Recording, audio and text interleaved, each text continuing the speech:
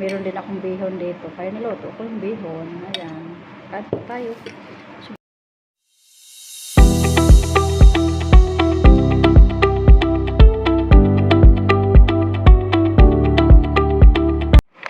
Ayan siya guys. Nagluto ko ng bihon. Dalawang piraso lang siya.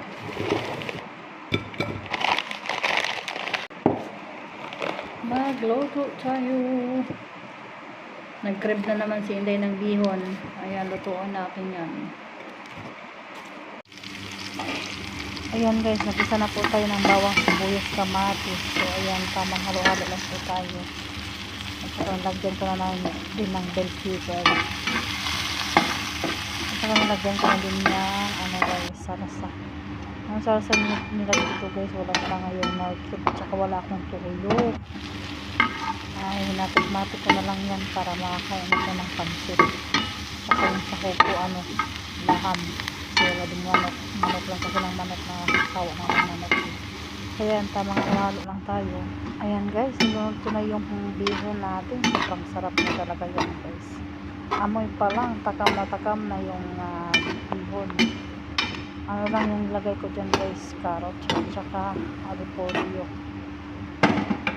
Mix lang natin para mahalo yung natin, yung mga sarsaba, mga sahog. So yan, nilagay ko na ng repolyo.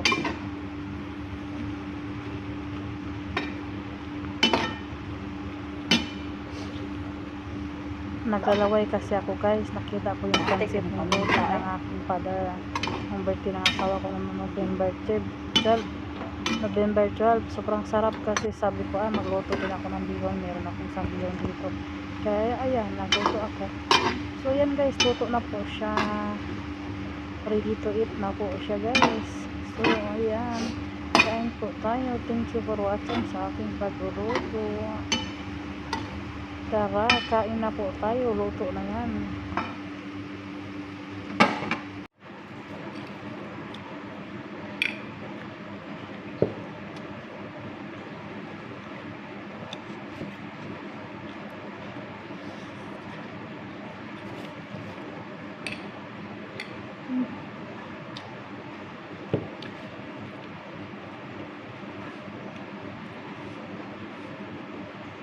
Wala lang akong wala akong tuyo. Kaya ginawa ketchup ko na lang nilagay para siya ba, magkakulay-kulay kaunti.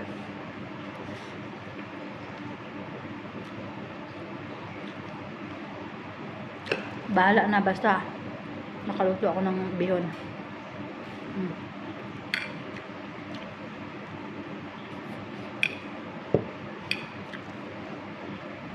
So, yan lang muna guys. Thank you for watching.